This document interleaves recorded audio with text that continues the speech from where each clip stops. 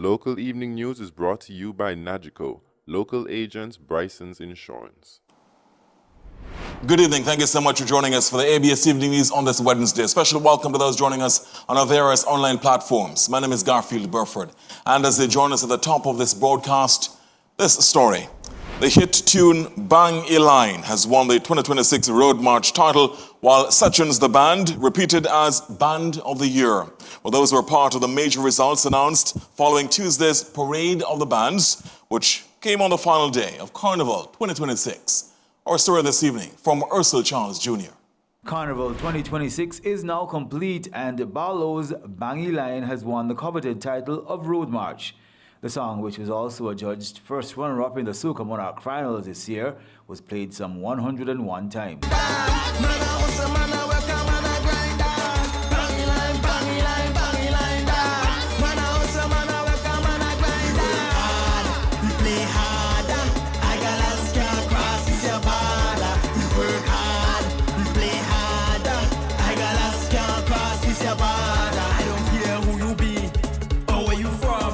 It beat the challenge of Soca Villain and Island Princess Gyal Sidong, played 89 times, and Dan Knowledge's Shake It Off, which was played 74 times. The winners of T-Shirt Mass, held on July 25, were also announced. The top spot went to Insane Carnival. The first runner-up spot occupied by Mist Carnival, while second runner-up was Rebel Nation. The results for Monday's Juve Parade also announced Tuesday.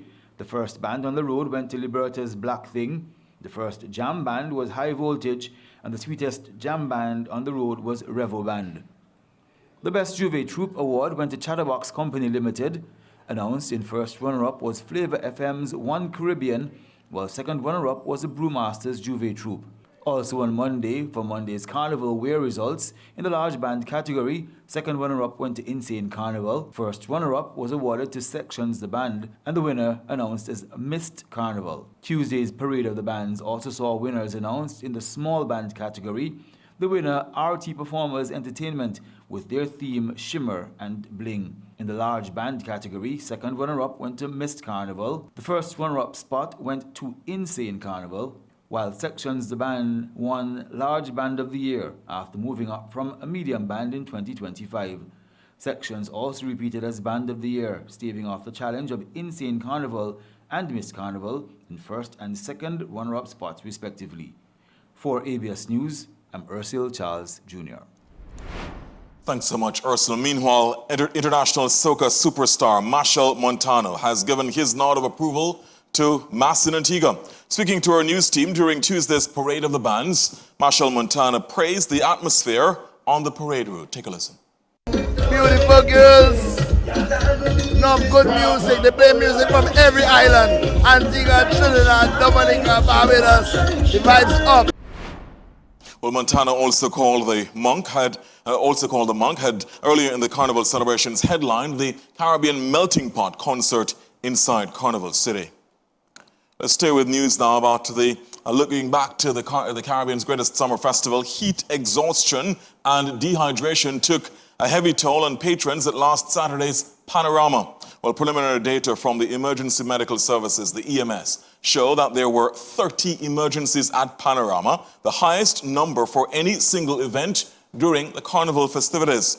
Well, the EMS says some of the 30 medical emergencies during Panorama were also due to minor medical conditions associated with prolonged exposure to the elements at the event. In all, the EMS assessed a total of 73 patients between Carnival City and its medical outpost during the Carnival season. 15 people required medical attention during Carnival Monday celebrations, including one person who was taken to Celeste Bird Medical Center following a stabbing incident on Monday, that is. Meanwhile, emergency medical services or emergency medical technicians also provided assistance to 13 people on Carnival Tuesday, 6 of whom had to be transferred or transported directly to the hospital for further medical attention. Meanwhile, the EMS had earlier assisted 10 people during T-Shirt Mass, one of whom was stabilized and transported to the hospital. Another 44 people, meanwhile, required medical attention at private fetes and related carnival events. The EMS says they were treated for a variety of medical conditions, injuries, as well as alcohol intoxication. Director of the EMS, Sean Greenidge, says this means the department responded to 117 medical emergencies overall during the period, with EMTs demonstrating professionalism and commitment to their tasks. In other news now, this developing story, because we're tracking a story in relation to matters from the police blotters. 4 individuals have been arrested in connection with an ongoing fraud investigation following an incident at a business establishment on Lower All Saints Road. Well, it is alleged, according to the police, that the suspects attempted to cash a check that was reportedly stolen.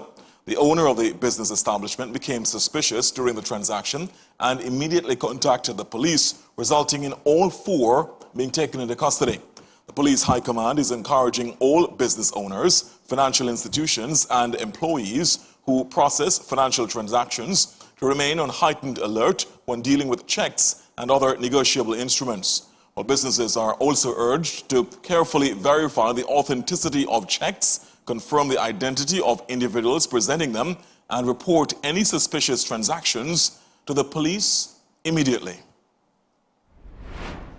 Meanwhile, police have continued a high-level probe into 2 cocaine seizures along the coastline of the sister island of Barbuda on Sunday and Monday of this week. Here's the latest that we can report. Law enforcement say on August 2, a package with 20 vacuum-sealed parcels of a whitish substance suspected to be cocaine was seized near the dock at Cocoa Point. A second seizure was made the following day, Monday, when a similar package containing 20 vacuum-sealed parcels with a substance suspected to be cocaine was discovered along the same Cocoa Point beach. While the combined seizure weighed 104 pounds with an estimated street value of approximately $1,085,000 EC dollars.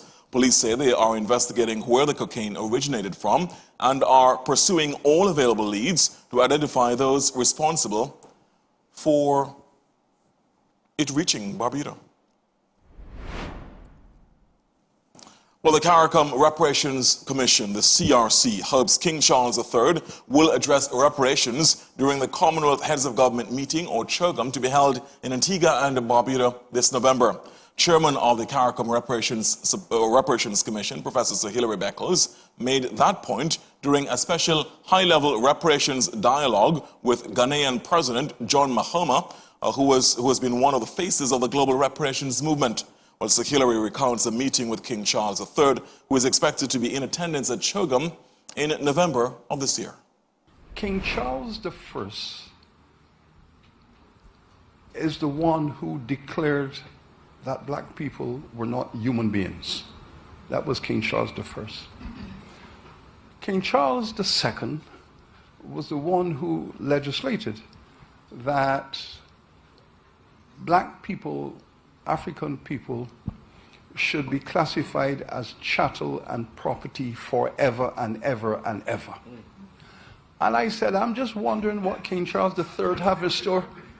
I'm just wondering what King Charles III have in store for us. And he quite nicely said, oh, I guess you'll have to wait and see, won't you? So we are expecting him to come to Antigua and Barbuda for the CHOGM. And we are expecting that he will bring good news.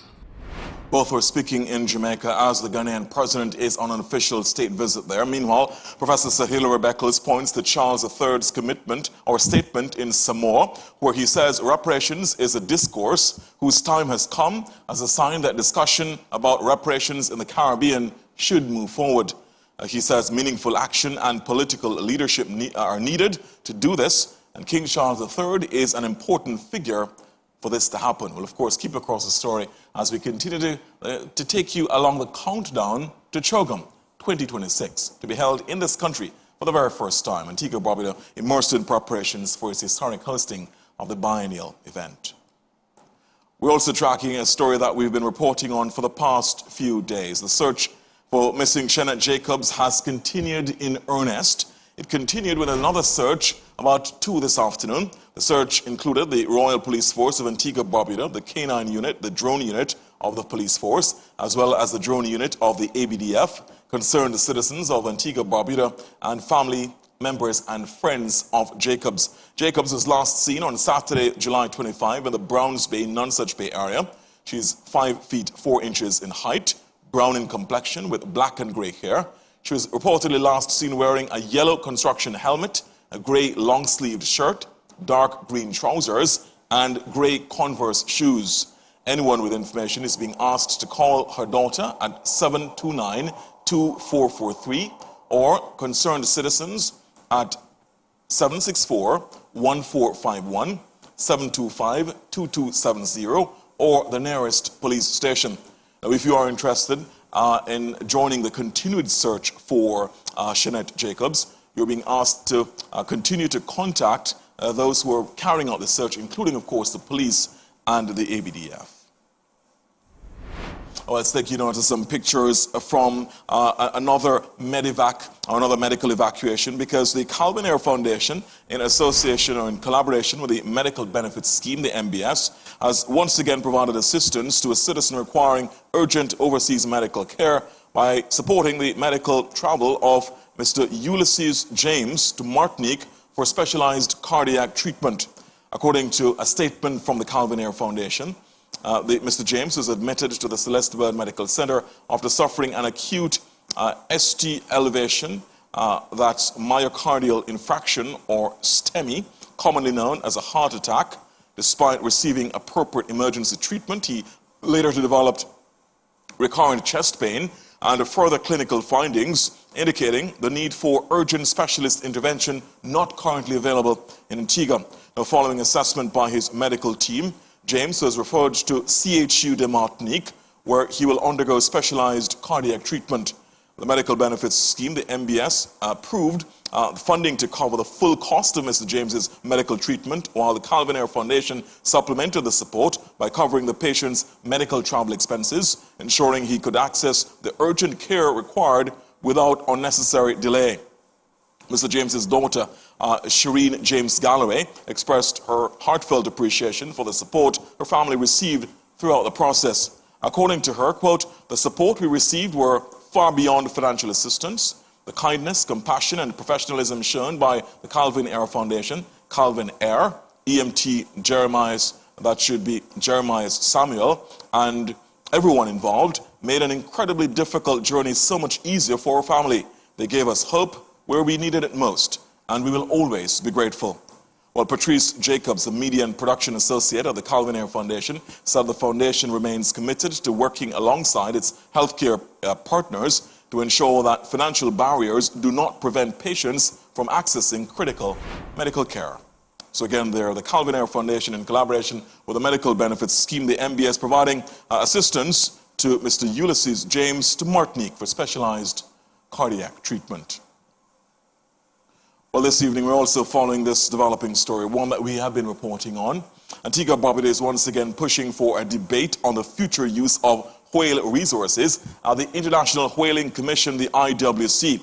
Well, the move is facing opposition from conservation groups who say the proposal could eventually reopen the door to commercial whaling, a practice banned internationally for nearly 4 decades. Our Alicia George has been tracking the story. Late July, Antigua and Barbuda submitted a proposal calling for a new framework to manage whale stocks and allow for what it describes as the sustainable use of whale resources. The proposal does not directly call for commercial whaling to resume, but conservation groups argue it could be an important step toward reopening that discussion at the international level. Commercial whaling has been restricted under an IWC moratorium since 1986, following decades of declining whale populations. Countries remain divided over whether nations should have the right to decide independently if they participate in whaling. Antigua and Barbuda has historically supported that position. In their submission, the country was supported by co-sponsors Palau, St. Kitts and Nevis, St. Lucia, Togo, and the group that support the sustainable use of marine living resources. However, Antigua and Barbuda has no cultural tradition of whale meat consumption, and its own environmental laws prohibit the killing of whales, dolphins, and porpoises in its waters. A coalition of 11 environmental organizations is urging the government to still reconsider its position. In a letter to Prime Minister, the Right Honorable Gaston Brown, the groups raised concerns about possible impacts on marine conservation, tourism, and Antigua and Barbuda's international reputation. The International Whaling Commission meeting will take place in Hobart, Australia, from the 27th of September to the 2nd of October, where member states will debate the future direction of global whale conservation policy. Alicia George for ABS News. Meanwhile, in a draft resolution submitted to the IWC, the countries, that's the member states, argue that some whale populations have recovered after decades of conservation efforts and that science can now support limited, controlled harvesting. They acknowledge that whales were once overexploited, but argue that the commercial whaling moratorium, adopted in 1982, was intended to be reviewed after 10 years, a process they say has not been completed. Well, here's more on this story that we can report, because the countries also argue that the IWC, the International Whaling Commission, has shifted too far toward protection and away from its original role of balancing conservation with sustainable management. A major part of their argument is the failure to complete the revised management scheme, a proposed system for monitoring whaling activities and ensuring that any catch limits are based on scientific assessments. They say without this framework, the IWC has lost influence as some commercial whaling activities continue outside its management system. However, the resolution does not call for an immediate return to unrestricted whaling. Instead, it proposes a special task force to review previous scientific work, consider whether management systems should be revisited, and make recommendations to the Commission. The countries insist that any future decisions must be based on science, with strict catch limits, monitoring, and international oversight.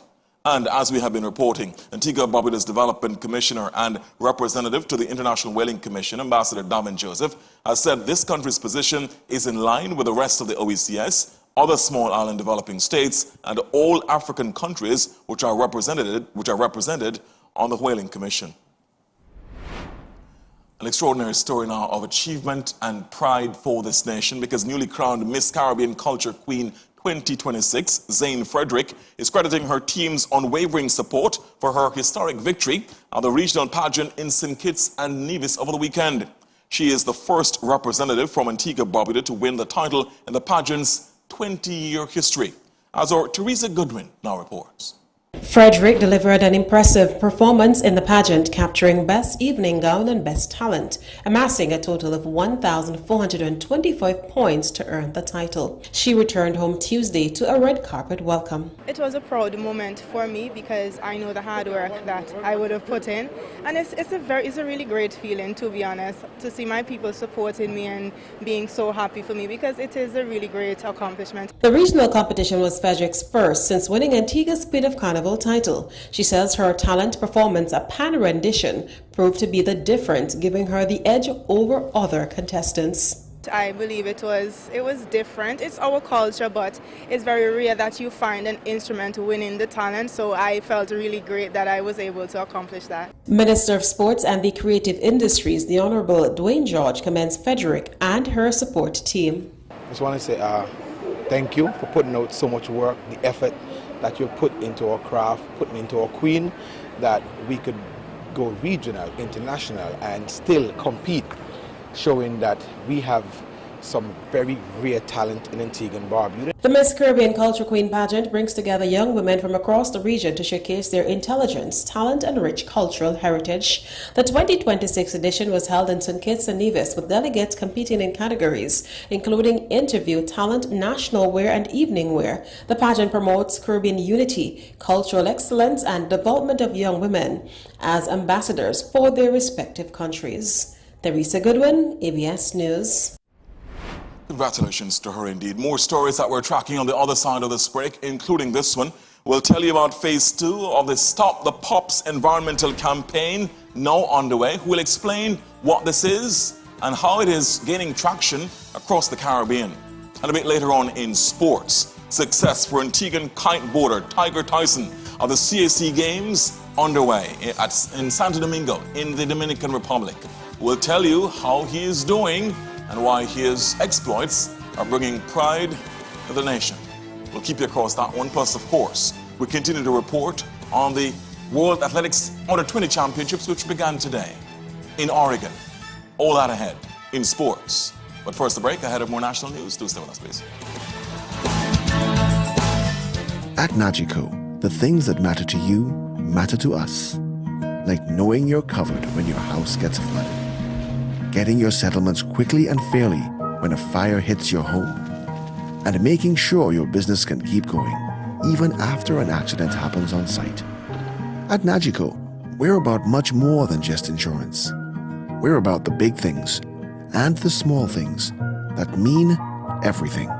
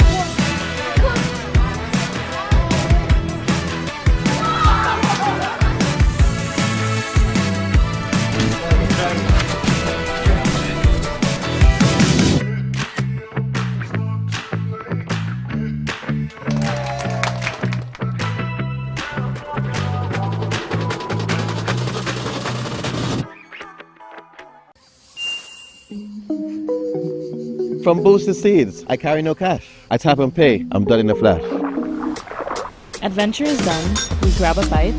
I tap my card, it feels just right. We booked our trip and paid with ease. Checked my rewards, upgrade, yes please. Paid it online while out with the crew. Tap for drinks, it's easy to do. They tap, I drive. It's quick, it's clear, no counting cash or waiting here. I use my card to keep things smooth. And my rewards? Wow, they really move. ACB Visa Credit Card. My life, my card, my rewards. Get yours today. Terms and conditions apply. In the heart of the Eastern Caribbean, where fuel meets innovation, stands West Indies Oil Company Limited. With over 60 years' experience, we are proudly owned and managed by locals. And our profits stay in Antigua and Barbuda to support national development. As leaders in fuel storage and petroleum products, we power businesses and communities with gasoline, ULSD, jet fuel, fuel oil, and LPG. With cutting-edge technology at our core, we ensure efficient and sustainable fuel distribution. From operations at the MBM and Sea Island Jetty to a network of service stations across Antigua and Barbuda and Dominica, our commitment to safety, integrity, reliability, innovation, and excellence drives us. Strength and stability define our people, and the depth of their expertise encourages innovation, problem solving, and above all, competent energy solutions. Visit westindiesoil.com or call 462-0140 to learn more. West Indies Oil Company Limited, where innovative energy solutions count.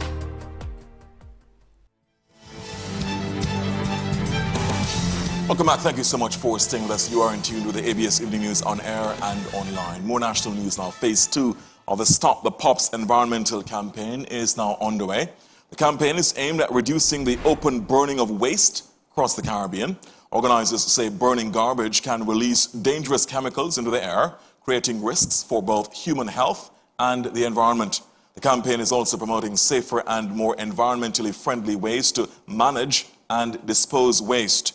The project is being led by the Basel Convention, a regional center for the Caribbean. Of course, Basel, a city in Switzerland where this was brought into being. It is being carried out in partnership with the United Nations Environment Program, UNEP, with support from the Global Environment Facility, the GEF. So now another story of national pride, because an Antiguan medical professional is among recent awardees of one of the highest honors in the dental profession, the Fellowship of the International College of Dentists, the FICD. Well, acting senior dental consultant, Dr. Kronsky Dickinson Foster, was inducted during the college's convocation ceremony held in Jamaica's capital, Kingston.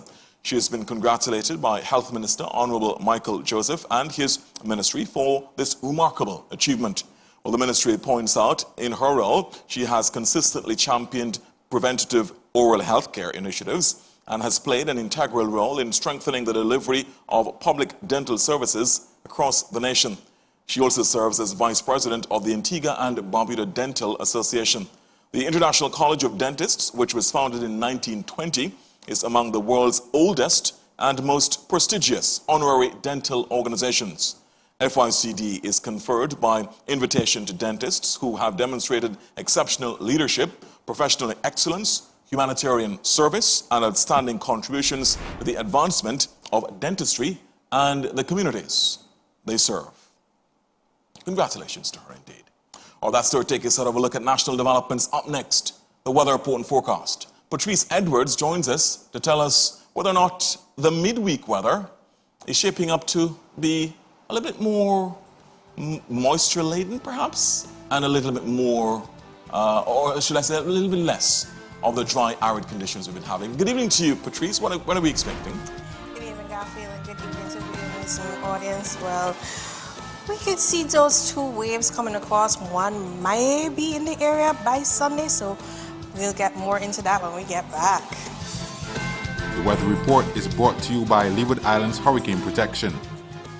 When the skies are clear and the winds are calm, we often forget how unpredictable Mother Nature can be. But when a hurricane strikes, it's the strength of your home that matters most. Whether you are preparing for your first storm or looking to upgrade your current protection, Leeward Islands Hurricane Protection has got you covered. Our expert team handles everything from custom design to professional installation, ensuring your home is as strong as it is beautiful. Call today for a free consultation. Leeward Islands Hurricane Protection, built strong to weather any storm.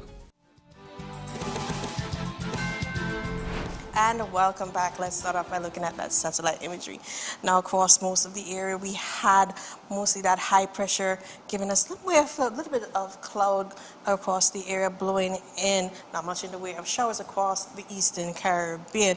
More so towards Puerto Rico, we saw a little bit more in the way of showers with a low-level trough. If we look closer to the east, we have two tropical waves. The first tropical wave is expected to move into the area closer to Sunday. But as you look at this tropical wave, you're not seeing much in the way of cloud. It's a bit dry, but we're hoping that as it comes closer to the area, we're going to get a little bit more activity with this wave. Let's look at the conditions across Antigua and Barbuda for today. Sunny skies, that temperature around 34 degrees Celsius, so it was a very hot day across Antigua and Barbuda. Not much in the way of winds helping us out there. The winds are light out of the east, about 10 to 15 miles per hour. What do we expect tonight? Mostly fair conditions, a 40% chance of some isolated light showers that could happen overnight, closer to the early parts of the morning. Winds still out of the east at 12 to 15 miles per hour, and that low temperature around 26 degrees Celsius. Not a hot day for Antigua and Barbuda tomorrow. A 30% chance of showers, high temperature again at 34 degrees Celsius. Beautiful sunrise at 5:48 a.m. and sunset at 6:38 p.m. When we look across the seas are 4 to 6 feet, no advisories, no cautions, but as you go out, please do exercise caution at all times. Winds out of the east at 14 to 17 miles per hour. Let's look at our weekend. Going into the weekend, 30% chance, low chance of showers. Those showers, if they do materialize, are going to be very light, very quick, move out of the area, mostly looking at that early morning, overnight period. 40% chance of showers as we see daytime heating, lighter winds out of the east-southeast shifting, and we see on Sunday a 60% chance of showers with that wave hopefully coming across the area with that instability and some moisture into the atmosphere. We look at our max temp around 34 degrees Celsius on our hot days, 26 degrees Celsius min, and Sunday we have a slight dip to 33 degrees Celsius and 25 degrees Celsius. The seas are not going to exceed 6 feet for the period, so no advisories, all watches out for now. Looking at our tropical cyclone activity, none is expected for the next 7 days. And with that, we've come to the end of our presentation. We are your trusted source and weather authority. Continue to follow us. Back to you at the desk. Thank you so much, Patrice. So Very good that there is no sort of expected tropical cyclone activity for the next week or so, but very good that we're seeing the possibility of heightened chance of showers for the next few days, correct? Hopefully by Sunday we're going to cross our fingers that when that wave comes across, it gets a little bit more activity. But for now, it looks a little bit dry, so at most a moderate chance right now. All right, fingers crossed, toes even as well.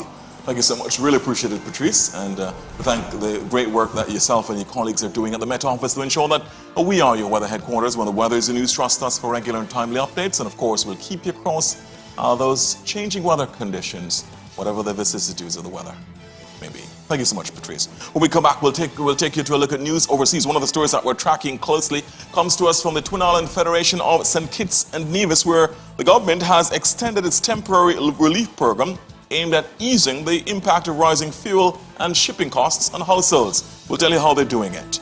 And a bit later on in international developments, Russian overnight barrage on Ukraine kills at least 17 people in Kyiv, the capital, and surrounding regions. We'll tell you about that. Plus, we'll also show you the extraordinarily frightening images of a drone chasing a vendor in Ukraine. Is that the picture of how warfare will happen going forward? Those stories next. From the richness of the Caribbean soil,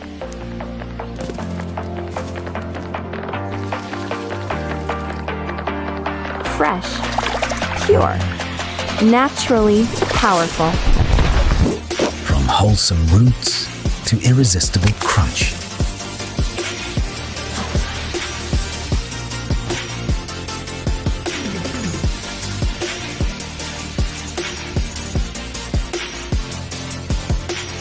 Made for your kitchen, your business, Your lifestyle. export quality, Caribbean grown.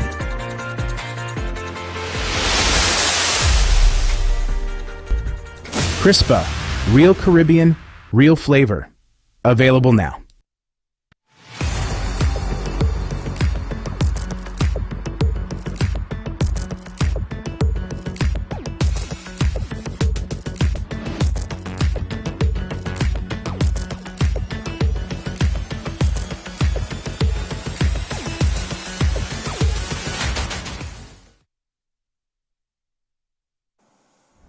Welcome back. Thank you so much for staying with us. Time now for a look at news overseas, starting in the region.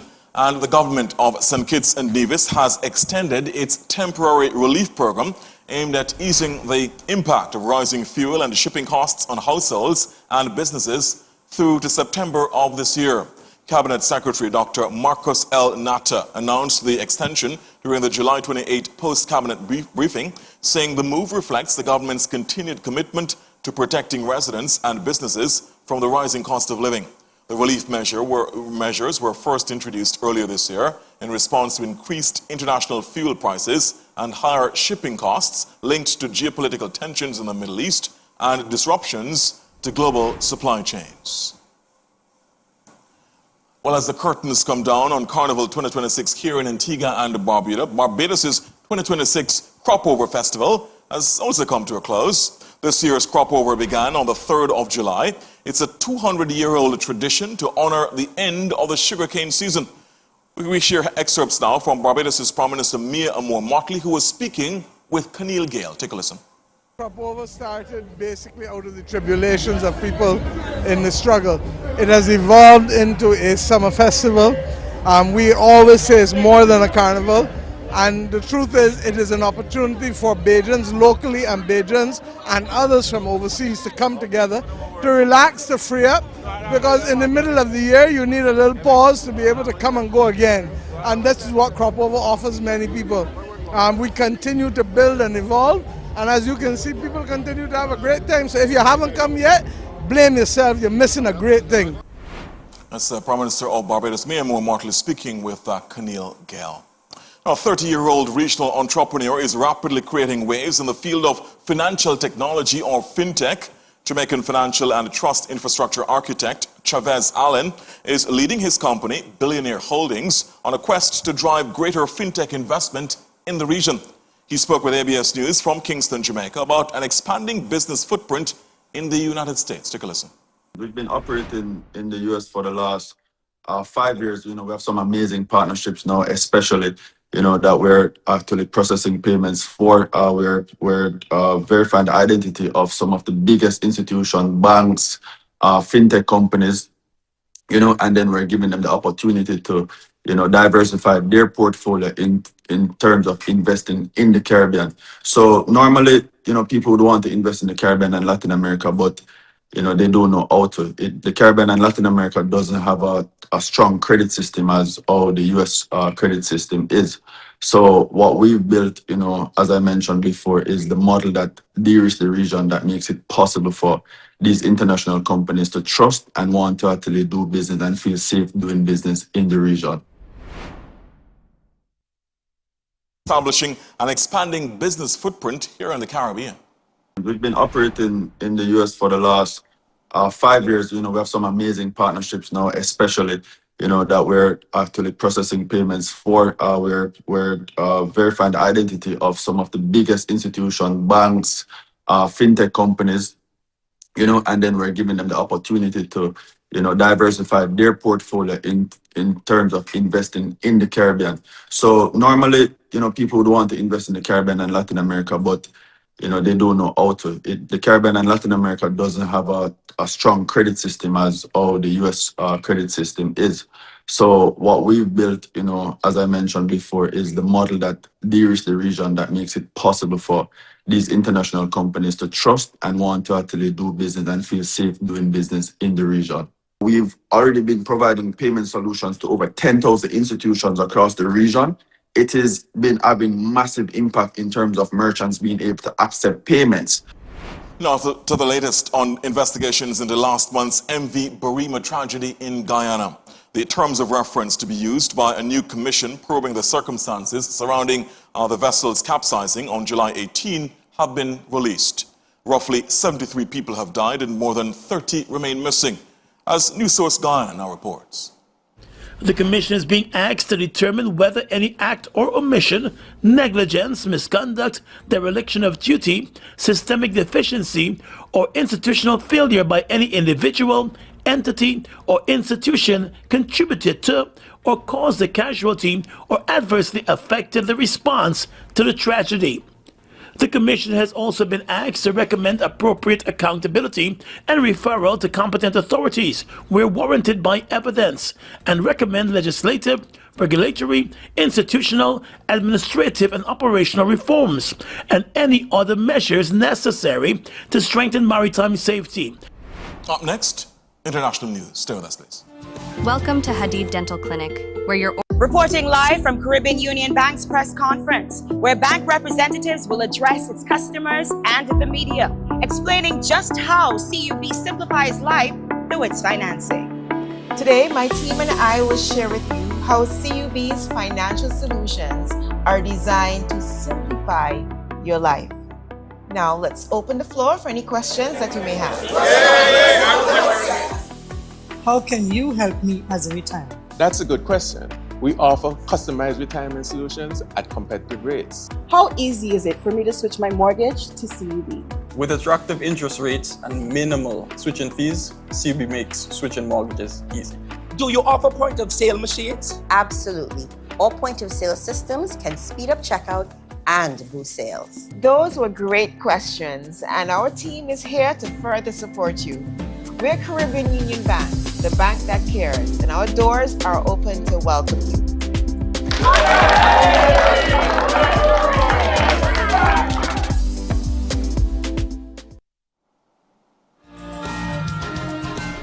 Welcome back. Thank you so much for staying with us. Down now for a look at news farther afield. Let's take you to Eastern Europe, because Russian overnight barrage on Ukraine has killed at least 17 people in Kyiv, the capital, and the surrounding region. Kyiv has in recent months urged allies to supply more US-made Patriot interceptors as Russia steps up its use of ballistic missiles more than 4 years into its full-scale invasion of its neighbor Ukraine. Here's more from Euronews. A wave of overnight Russian missile and drone strikes killed at least 15 people and wounded dozens across Kiev and the surrounding region, marking one of the heaviest attacks on the Ukrainian capital in recent weeks. Regional authorities confirmed 14 fatalities in the suburbs and one in Kiev urban center after residential buildings and warehouses were struck. At the same time, Ukrainian forces launched extensive strikes deep inside Russian territory. Russian officials reported destroying 107 drones over the Tula region alone, where falling debris sparked fires at facilities belonging to e-commerce firm Wildberries. As air defenses were tested on both sides of the border, UN monitors warned civilian casualties have reached their highest level since the full-scale invasion began in February 2022. In response to the escalating aerial bombardment, Ukrainian President Volodymyr Zelensky pressed US counterpart Donald Trump for licenses to produce Patriot missile interceptors domestically, warning that air defense shortages directly enable further Russian strikes. And they'll live by it. Meanwhile, Ukrainian President Volodymyr Zelensky has shared a video of a street vendor being hunted by a drone before the drone exploded.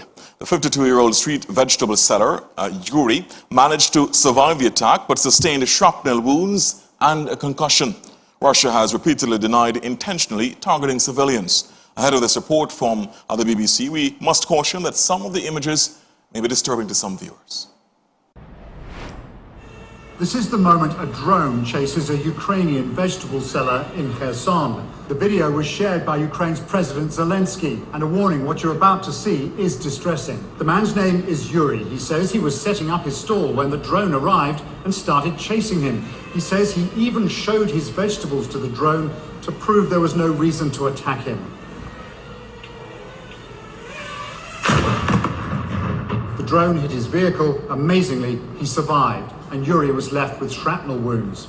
This is one of the most graphic examples of what Ukrainians call the human safari, where civilians, not soldiers, are tracked down and attacked by drones piloted from Russian positions across the river. People in Kherson have been living with this threat ever since the city was liberated at the end of 2022. The incident has been described as a barbaric war crime by Ukraine's foreign minister. President Zelensky said the world needed to see how Russian soldiers enjoyed killing and tormenting people. Let's go now to the Middle East, because President Donald Trump says a deal to open the Strait of Hormuz could come by today, or Iran will get hit very hard. Iran has tightened its grip on the Strait of Hormuz, a critical shipping lane accounting for about 20% of the world's oil and gas shipments, and wants to control the strait and charge tolls, powers it did not exercise before the war began on February 28. Here's the latest now from Euronews. U.S. President Donald Trump said that a deal to reopen the Strait of Hormuz could come as soon as Wednesday, but warned Iran that it would get hit very hard if the talks fell through. Transit of the waterway, a key maritime corridor for global oil and gas shipping, has been a sticking point in the talks and led to renewed fighting despite a ceasefire agreed in April. Iran has tightened its grip on Hormuz and wants to take control of the strait and charge tolls, powers it did not exercise before the war began on 28 February. Trump, speaking to reporters in California, said that negotiators had a, quote, very good day, a change in tone from earlier threats he had directed at the Islamic Republic. The strait's going to be open very soon, or they're going to get hit very hard, and then the strait's going to be open. And we were going to a tremendous attack, the biggest since World War II.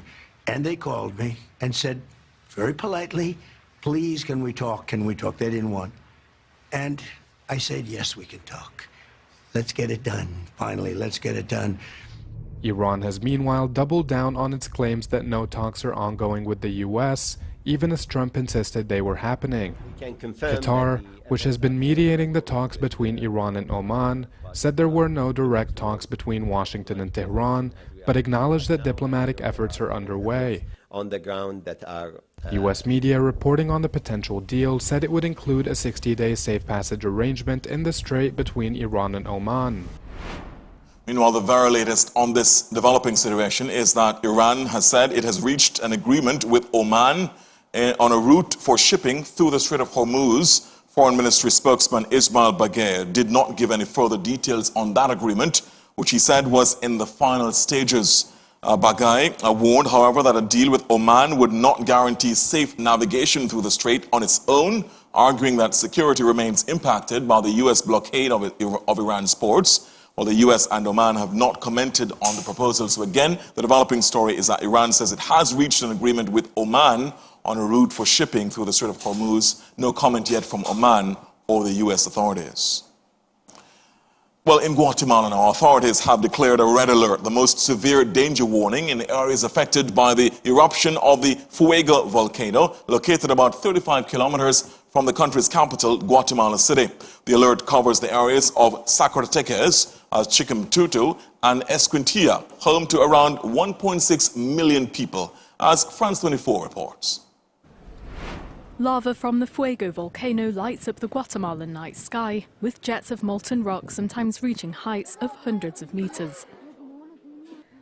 Similarly, during the day, huge plumes of smoke could be seen billowing from the crater. The eruption, just 35 kilometers from the capital, has put the country on high alert. Areas close to the volcano are now under the most severe danger alert, and some schools have suspended their classes. Hundreds of people have been evacuated, including here in the town of Alotenango. We have already evacuated the first group of around 40 people, including both adults and children. Like many others, Julia, who has 4 children, decided to leave her home for a safer location. You look out for the children's lives. You have to make sure that if things get complicated, I have 4 of them, and seeing all this, well, you have to get out. Fuego is the most active volcano in Central America. An eruption back in 2023 forced the evacuation of around 1,200 residents. 5 years prior to that, another eruption killed 215 people. A story from Guatemala City, taking us out of a look at news overseas. Turning next to the sporting developments. A lot to talk about and unpack in sports. Terry Andrews here to guide us through. Good evening to you, Terry. What's major? Good evening, Garfield. Good evening to our viewers. Our top story in sports, Antiguan kiteboarder Tiger Tyson is on his way to medaling and recording Antigua and Barbuda's first medal at the CAC Games being held in Santo Domingo, Dominican Republic.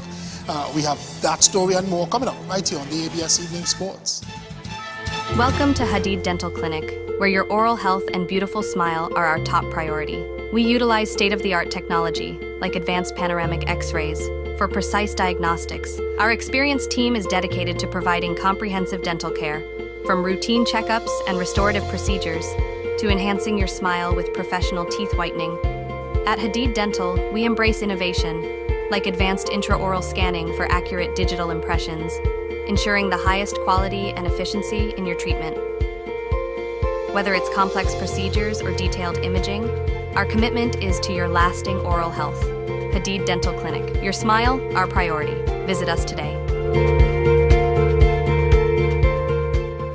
She went to Panama and came back with receipts, literally. And now we have questions. The shopping was jaw-dropping in the best way possible. Clothes, shoes, home goods, building supplies. Prices so low, she couldn't believe it. There was even a free trade zone where business owners can stock up on inventory and supplies. She went a little overboard there, but we can't blame her. But here's the best part. For those of us still here in Antigua, you can ship directly from Panama to Antigua through Vernon G. Edwards Logistics. Shop online out of Panama and get your items delivered. No flight required. Sign up at vgelogisticsngmt.com. It's a whole new world of shopping. Welcome back. In our first story, success for Antigua and Barbuda at the CAC Games. Antiguan Tiger Tyson, Antiguan kiteboarder, is having success, of course, in the sport in the Dominican Republic.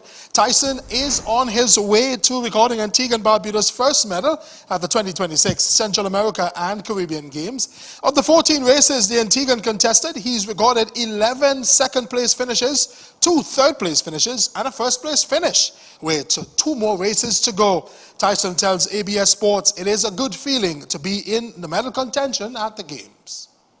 I'm very happy to be in the second place position. Coming here, I knew it was going to be a hard fight for any of those medals. Well, he added the conditions and the level of competition at the CAC Games have been difficult so far. Yeah, so far 14 races. The conditions here have been pretty extreme. Every day's been up to and over 30 knots of wind, which is a lot of wind. So we've been on small kites, and yeah, every race has been very difficult. Nothing easy about the racing here. It's not only strong but also very shifty and gusty, so the kites struggle with those conditions. So yeah, it's been a good test to see where my level at is in the strong wind. Well, more Antiguan athletes are competing in the Dominican Republic over in table tennis. A disappointment for the tennis pair of Stitu Kashyap and Mekhi Simmons at the CAC Games, of course. In mixed doubles, the pair of Kashyap and Simmons went on the 3-1 against the pair of Edgardo Sanchez and Samira Munoz of El Salvador. In the first, the Antiguans were edged out 17-19, then also lost the second 11-13.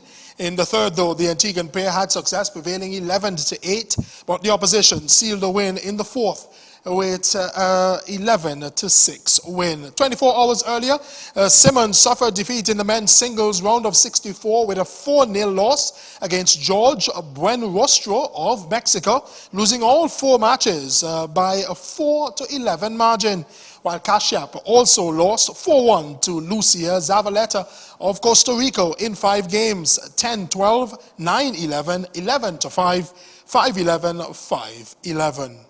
Now to cricket, defeat for the West Indies by 8 wickets against Pakistan denied the Caribbean cricketers a series win as the 2-match contest ended levelled at 1-1. Pakistan successfully chased 176 for victory on day 4 to complete victory, only their 9th test match win in the Caribbean and their first test win away from home in 3 years. The visitors led by 43 runs after their first innings total of 387, with Abdullah Shafiq striking an unbeaten 160, which anchored Pakistan's reply. Baba Azam played a crucial 88. Jamel Warrican bagged 6 for 112, and Shamar Joseph picked up 2 for 84.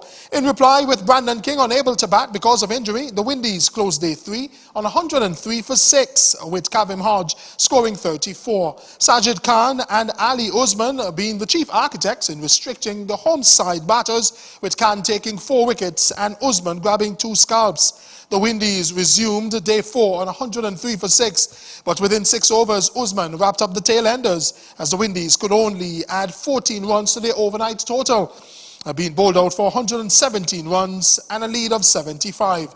Despite losing 2 wickets, Pakistan cruised to victory by 8 wickets, getting to 77 for 2.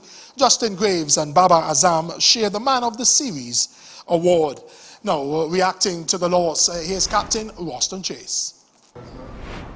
I think that we took a bit too long to adapt to the conditions. The wicket wasn't one that was assisting the fast bowlers as much like Brian Lara. So I think is a case where we needed to be more patient and just try to defend one side of the wicket and just try to squeeze them as much as possible into making a mistake. But we still tried to blast them out per se, and I think that gave them too many runs before we really locked it down and stuck to the plan and was a bit more disciplined. Disappointing because we had a good start to the series, 1 love up coming into this test. We were looking for a next win or at least a draw to keep that advantage, but we didn't see it through, so it's a bit disappointed with the result. In more cricket, Josh Butler became the all-time leading run scorer in T20 cricket as the Manchester Super Giants beat Welsh Fire by 9 wickets in the 100. Butler passed Kieron Pollard's record of 14,803 runs at Old Trafford by launching the first of 3 consecutive sixes of Marco Jansen. The 35-year-old finished with 51 from 20 balls, ending the match with back-to-back sixes down the ground of Lockie Ferguson. Cricket statisticians include the 100 data in T20 records, meaning Butler now has 14,833 runs in the shortest format of the game. And finally, in athletics, the Under-20 World Championships began in Eugene, Oregon today, but there was no Antiguans on the track. That's because, of course, Keziah Daly and Tyra Fenton, they will only take part in the 200 meters, along with, of course, Ketia Ambus. They will all contest, she will contest 200 meters and the 400 meters, of course, at the World Under-20 Championships in Eugene, Oregon. The 100 meters began today, and although Daly and Fenton are registered for the 100, they did not compete in the 100 meters. So they will get going on Friday in the 200 meters, round 1 of the 200 meters, of course, along with Ketia Ambus. This marks Antigua's return to the championship after its absence during the 2024 edition in Lima, Peru. That's the sport. Garfield. Thank you so much, Terry. So we're getting a vista into the future of athletics. These are the young and up-and-coming, the budding stars of the future in athletics, the senior championships. So it's fantastic over the next few days to see what unfolds at a very fast track, Terry, in Eugene, Oregon. That track in Eugene has produced some of the fastest times ever in the sprint. So, of course, we'll see how that one pans out. I'm pretty sure that the young athletes are relishing the conditions in terms of a very, very fast track. And Terry, just before we wrap up, a story that has been dominating the headlines in the world of sports, a lightning rod of controversy, certainly in relation to the World Cup and Gianni Infantino. He now has apologized for, quote, errors he made in controversial plans to sell off stakes in competitions to private investors, but he will remain FIFA president after receiving the backing of senior executives in a meeting in Morocco, Terry.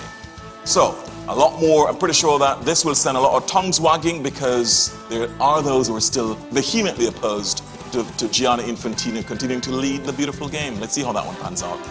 All right, a lot to talk about, of course, and a lot to unpack. That's it for the news. Really appreciate your company on behalf of the entire team and Garfield Burford. Pleasant evening. Pleasant viewing. I'm Terry Andrew. Thank you so much for joining us here in the ABS News. Thanks for watching.